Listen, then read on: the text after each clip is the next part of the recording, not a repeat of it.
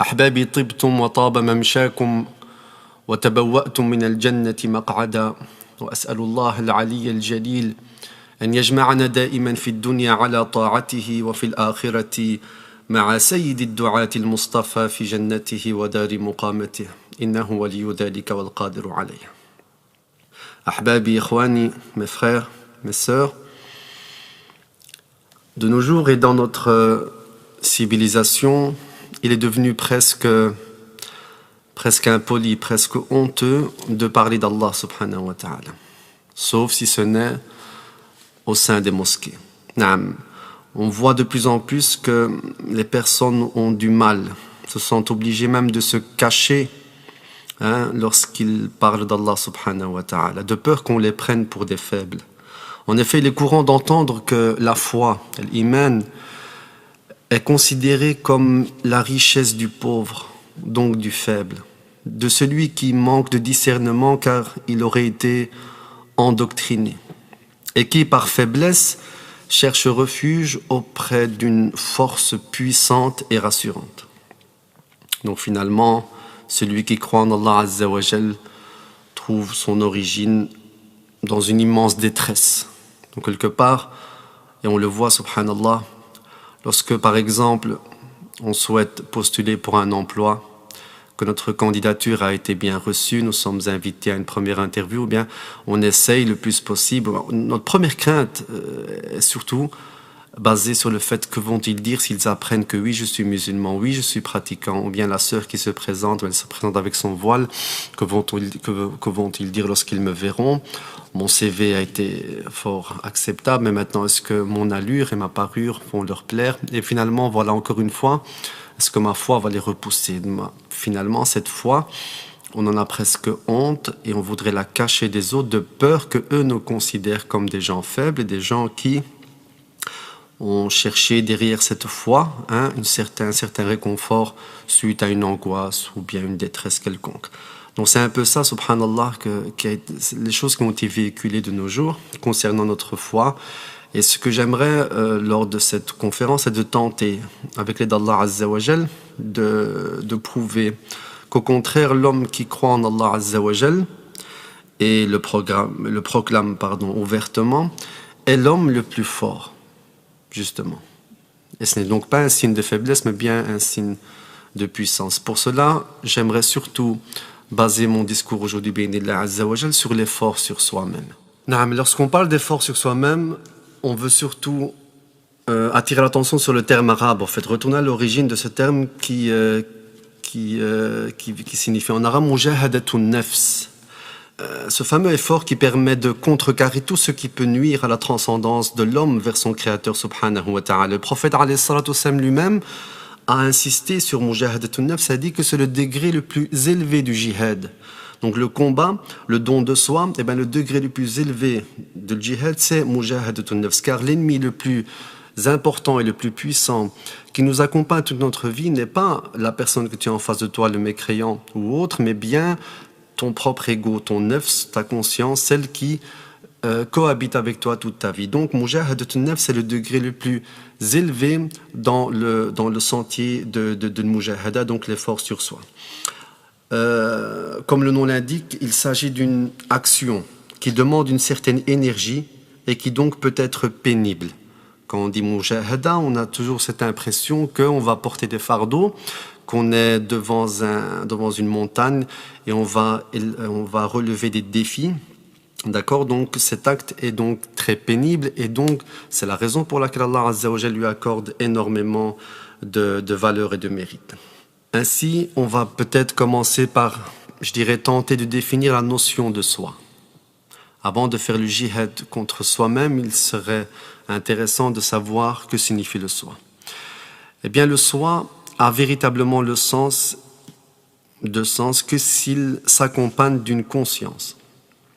Et chez l'homme, cette conscience est multiple. Allah subhanahu wa ta'ala, dans le Coran, évoque 3 sortes de conscience, je dirais. La première, c'est la conscience qui porte au mal, qu'on appelle an-nafsu al-ammaratu bis-su'. Ensuite, on retrouve toujours dans le Coran la conscience qui culpabilise, qu'on appelle an-nafsu al-lawwama. Et enfin, la conscience tranquille, an-nafsu al-mutma'inna. Nous sommes donc en face de 3 nufus, de 3 nefs, de 3 égos, ou bien ce qu'on appelle la conscience.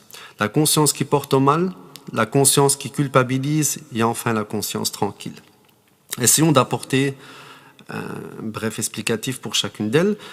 Tout d'abord, la conscience qui porte au mal. Elle est la porte d'entrée au mal. Elle y est prédisposée. An-nafs al-ammara bis-su', celle qui te pousse, celle qui te tente. Celle lorsque toi tu es en face d'une tentation, elle t'attire irrémédiablement vers ce mal. Cette conscience est sans scrupule. Elle souhaite vivre dans ce bas monde éternellement et ne jamais avoir à rendre des comptes. Allah Azza wa Jalla, lorsqu'il parle de cette nafs al-ammara bis-su', il parle du récit de Youssouf alayhi salam. Lorsqu'il a été adopté, hébergé dans la famille d'Al-Aziz, fi surat Youssouf, et qu'il a été tenté à plusieurs reprises de commettre des actes blâmables avec l'épouse de l'Aziz. D'accord? Et donc, comme vous savez tous, il a même été emprisonné, il a vécu beaucoup d'épreuves. Et puis vers la fin, lorsqu'il a été libéré, eh bien, la femme d'Al-Aziz a reconnu les torts, elle a reconnu que c'était elle la coupable dans l'histoire. Elle a dit « Wala ubarri'u nafsi, inna an-nafsa la'ammaratun bis-su' illa ma rahima rabbi » Elle dit aujourd'hui, maintenant, la vérité a été proclamée, je ne vais pas innocenter ma propre personne, je ne vais pas dire que je suis innocente. Car an-nafs, je le reconnais, ordonne toujours ce qui est blâmable. An-nafsul ammara bis-su'. Et donc c'est là le premier cas de nafs, celle qui est toujours derrière le moindre péché et qui pousse la personne à justement tomber dans l'égarement, tomber dans le péché. Elle n'a aucun scrupule, elle ne pense pas, ce nafs-là ne pense pas qu'un jour elle devra rendre des comptes ou quoi que ce soit. Donc c'est la pire des nafs, la pire des nufus, celle qui porte au mal.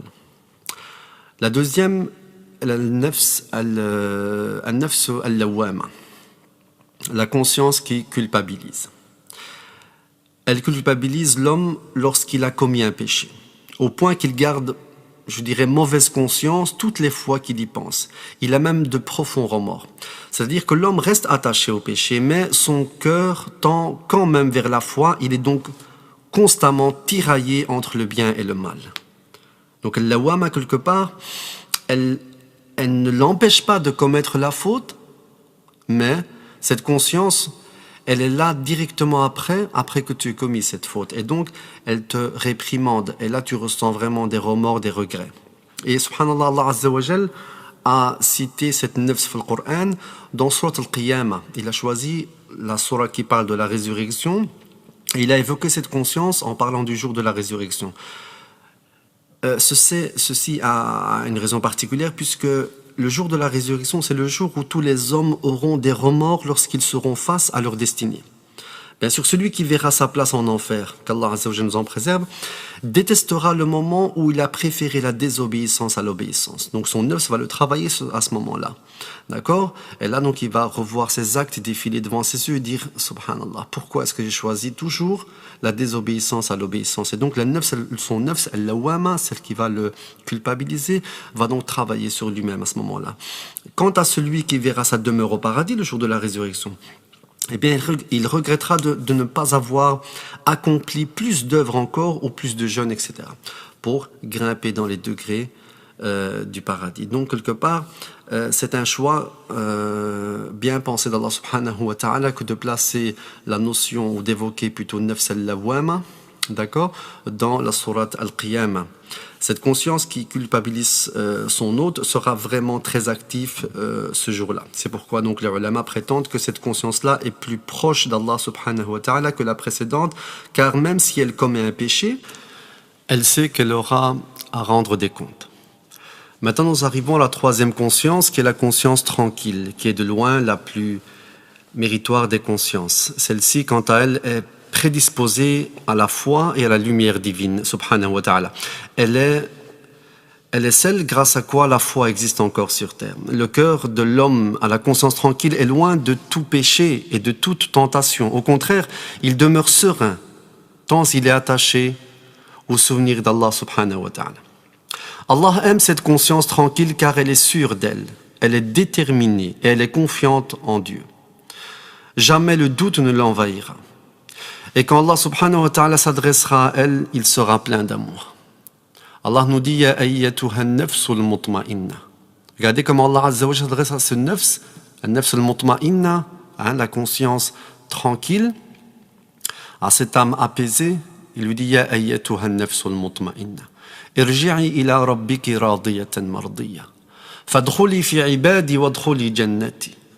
Donc il l'invite, il lui parle et lui dit « Ô toi âme tranquille, apaisée, irji'i ila rabbiki. Retourne vers ton Seigneur radiyatan mardiya. Satisfaite et on est satisfait de toi. Tu es agréé également. Rentre au sein de mes serviteurs et rentre dans mon paradis. » Un jour, le prophète alayhi salatu wassalam récitait ce verset. Abu Bakr radiallahu anhu était juste à côté de lui. Le prophète dit « Ya ayyatuha nafsul mutma'inna irji'i ila rabbiki radiyatan mardiya. Faqala Abu Bakr ya Rasulallah ma ahsanaha.